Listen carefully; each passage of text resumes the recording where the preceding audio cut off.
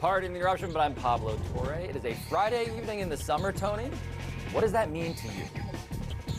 I'm Tony Kornheiser, firing up the grill, getting my tea time for tomorrow, hosting PTI with a backup. You know what? I take that as a compliment. That all sounds great. Yeah. Three great things. I think you should. I think you should take it as a compliment. It's my great pleasure to have you here. Welcome to PTI, boys and girls. Wilbon has the day off. I'm joined by our great friend, the host of the podcast, Pablo Torre Finds Out, Mr. Pablo Torre.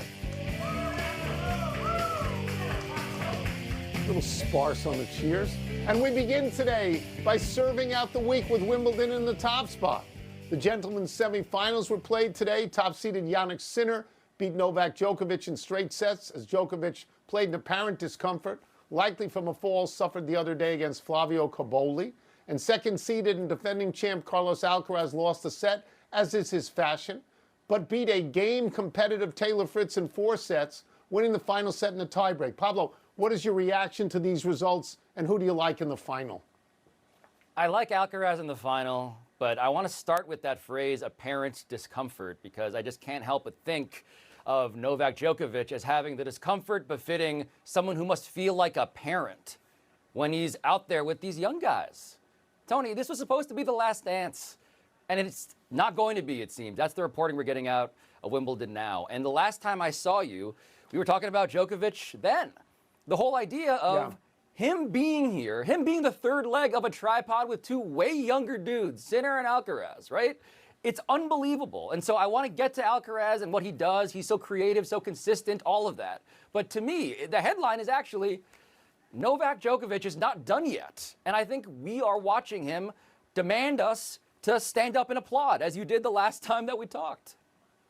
Yeah. I mean, the big story today is Djokovic and what happened to him a couple of days ago at the tail end of the match with Cobolli. And when he had that split and he looked like he was in pain coming up out of the ground, and then he served out the match. And, you know, there was a sense, well, he's superhuman, so he's, of course, going to be okay with this. But it was obvious he was in a certain amount of pain. He actually, in the first couple of sets, to me, looked listless here and there. He dropped the first 2 sets very tamely. And then after the second set, he had treatment from a trainer in a medical timeout on the court.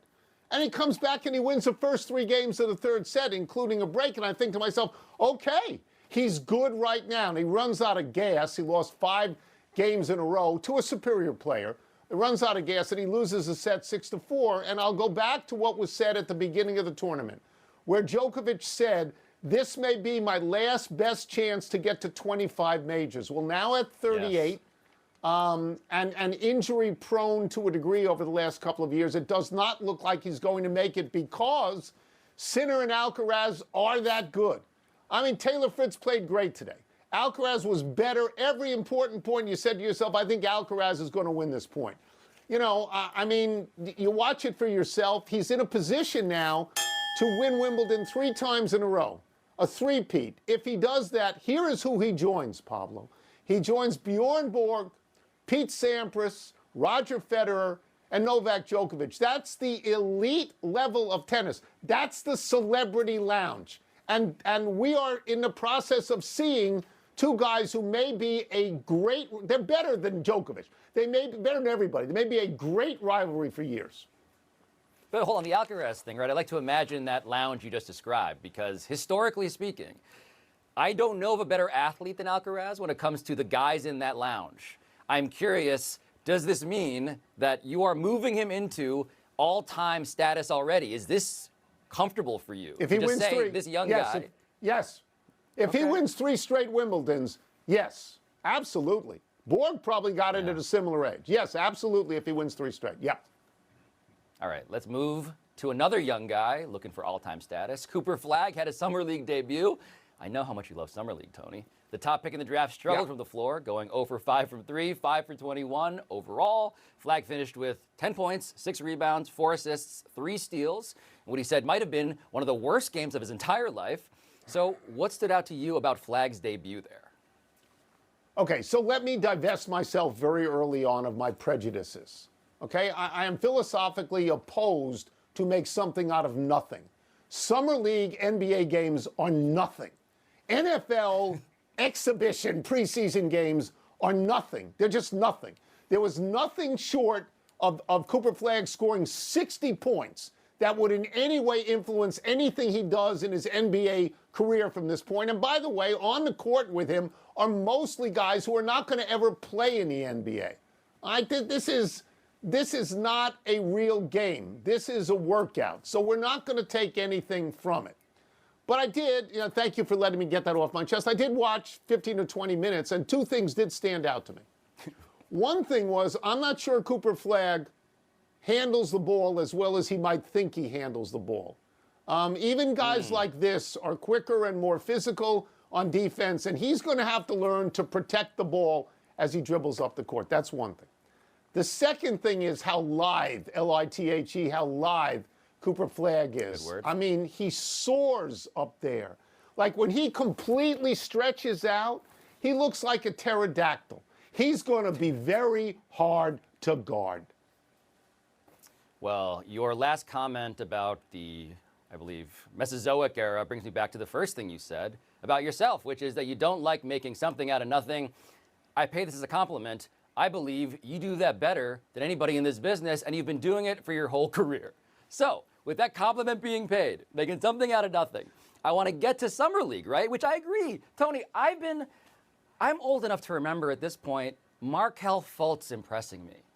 I'm old enough to remember Ben Simmons impressing me, right? Fellow #1 overall picks where I'm like, hey, we got something. And it turns out to be, of course, the smallest, most vanishing, literally vanishing of samples. But the thing you said about Cooper Flagg not being as good at dribbling as he thinks he is, the question to me is not, does Cooper Flagg think that? It's, does Jason Kidd know that? Jason Kidd's whole plan is, we got the future. The future looks like 7 feet tall dribbling. He wants 7-foot pistol Pete Maravich, you can get him. Cooper Flagg is going to be thrown into a situation where he'll have every opportunity. Yeah. Is that best for him? Yeah. That's fascinating to me. No, I agree with that. But I mean, if down the road, I mean, because I think he'll adapt. I think he'll understand the defenders, and how quick they are and how strong they are. If down the road he's Kevin McHale or Tim Duncan, that'd work out pretty well, wouldn't it? Let's go to baseball. Also fine. And last night's Yankees-Seattle game. The Yankees were down 5-0. They'd been no-hit through 7 innings by Brian Wu. Jazz Chisholm singled to open the 8th, and after a second hit and a sac fly, Wu came out with the score 5-1. Giancarlo Stanton then hit a pinch hit home run to make it 5-3. The Yankees tied the game at 5-5 in the 9th. They won it 6-5 in the 10th on an Aaron Judge sac fly with a very close play at the plate. Pablo, what's the word you would use to describe this win? Love playing this game in the A block. Proustian. Tony, it reminds me of my childhood. This is a throwback. I am used to the Yankees feeling both rich and blessed, lucky and good. And this season, here's a statistic, Yankees were 0-35 all year when trailing through 8 innings. Of course, over 23 when trailing by 3 runs or more at any point in a game this season. So it has been bad, okay? This season has felt like, beginning of it was, look, postseason, let's get there. Feel confident. Now it's everything feels like a for sale sign. I don't feel attached to anything necessarily, but this game in a microcosm of a season is like, I just need a feeling like this because it's been so brutal for the last 2 months. I know how much you like the Yankees, and I know how old you are. I'm double your age. So my word here is Yankiness, and it's a hyphenated word. It's not a real word, but it should be. Because, Pablo, long before you were born, I watched the Yankees do this. My whole youth was spent watching the Yankees be great, watching Mantle and Berra and Ford be great, watching Maris and Kubek and Richardson be great, watching them dominate the American League, and then, because you didn't have interleague play, dominate the National League team in the World Series. The Yankees have won 27 World Series. The next team is the Cardinals with 11. That's domination, Holmes. This is what I saw as a kid, and I was a Mets fan, so I hated it. They had better players and more better players than everybody else had. And not only that, but when they traded for somebody or acquired somebody, that guy got better on the spot. Reggie Jackson was great in Oakland, greater with the Yankees. Don Larson couldn't beat anybody. He was 3-21 one year in Baltimore. Comes to the Yankees, throws a perfect game in the World Series. Yankiness. That's what it is to me. Yankiness. This is a paleontology. You're taking me back historically farther than I can actually remember, and I think most people can actually put a name to any of those faces. God bless. I can. Yeah. Most people can. Later on, we'll talk about the Patty Duke show. Let's take a break. Coming up, the Dodgers have lost 6 straight. We will ask Tim Kirchin what's wrong with them. We'll also ask him about Alex Bregman's return to the red-hot Red Sox. You put on the pinstripes and you got better. I don't know if that's still true, but historically, the Yankees can win a game like this. Other teams don't. Yes. They have and they can. I'm worried it's the facial hair thing. We changed the rule. Now the sort of like cosmic symmetry's thrown off. I'm just worried. Pardon the Interruption is brought to you by...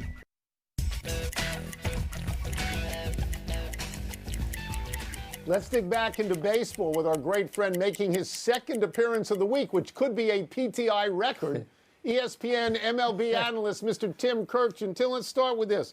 The Dodgers are back on the field tonight. They're against the 2nd-place Giants.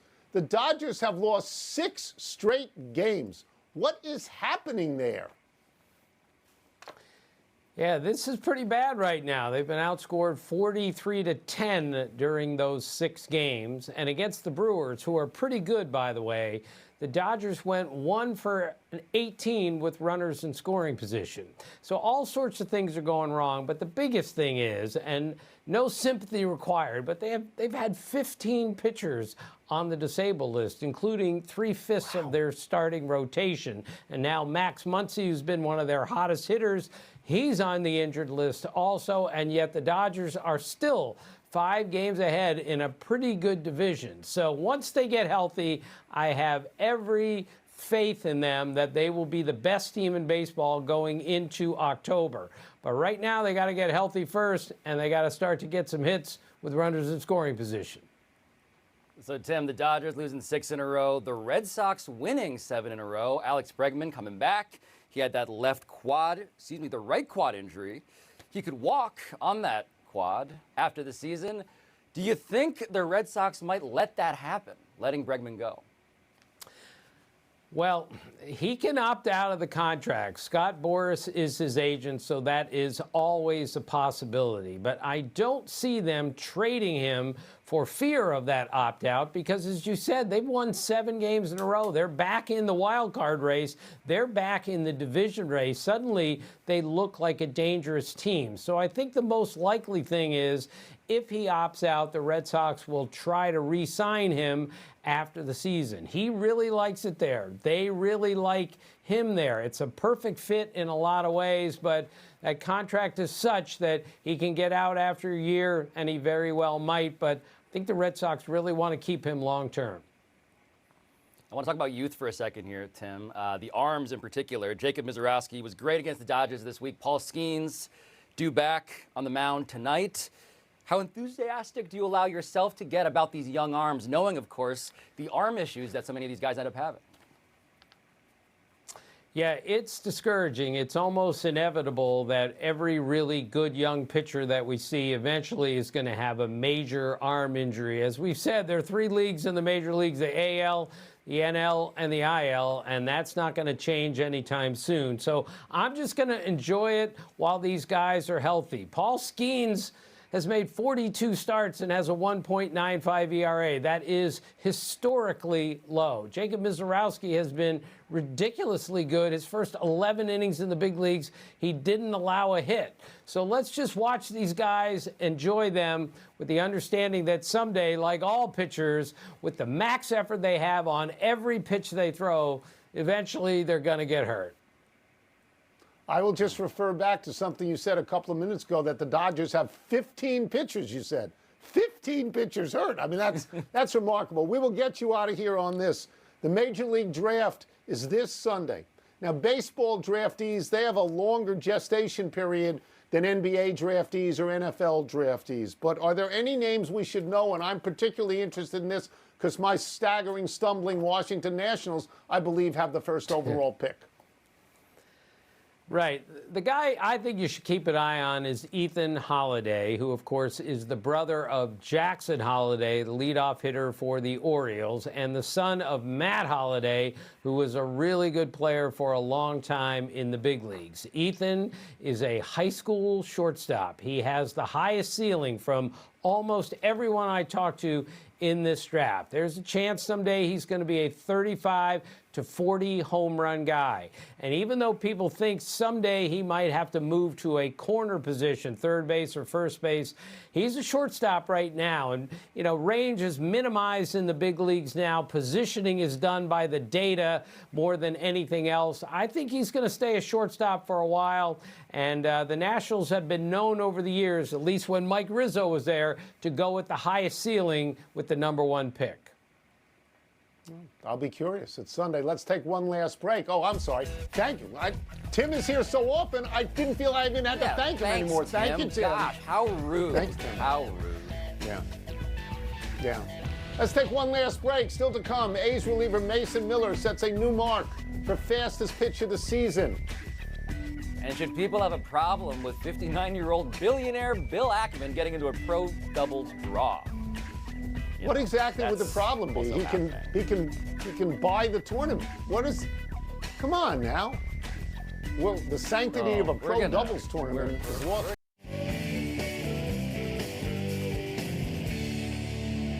Happy time, people. Happy 27th birthday tomorrow, Shai Gilgeous-Alexander. The Canada native was drafted 11th overall by the Charlotte Hornets in 2018 out of Kentucky. Sam Presti, the Thunder GM, just made out with one of the greatest hauls in the history of sports. 100%. Happy anniversary, Babe Ruth.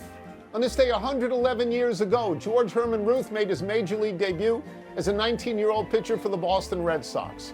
Ruth pitched 7 innings to earn the win as Boston beat Cleveland 4-3.